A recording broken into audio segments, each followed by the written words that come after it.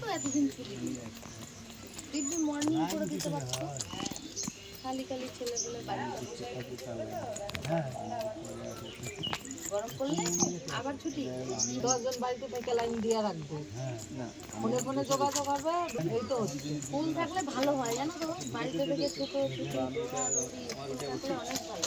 হাঁপিয়ে যাবি বাবা। আমার টিকুর জন্য স্কুল থাকলে অনেক ভালো। ও খালি ছুটে বেড়াবে, খালি ছুটে বেড়াবে। কালকে যে বললাম না বিকেলে খেলতে গেছে, পায়ে পিছনে একটু রক্ত দেখেছে, কোথাও দেখে লেগেছে, এসে বলছে কি সাপে কামড় দিয়েছে আমাকে। সে ঘেমে দিদি বাড়ি গিয়ে একবার এরকম করেছিল জানো, একটা রাত হসপিটালে ছিলাম। তারপরে বলছি কি মা এই গোড়ালির এখানে দুটো দাগ ছিল, সবাই বললো তোকে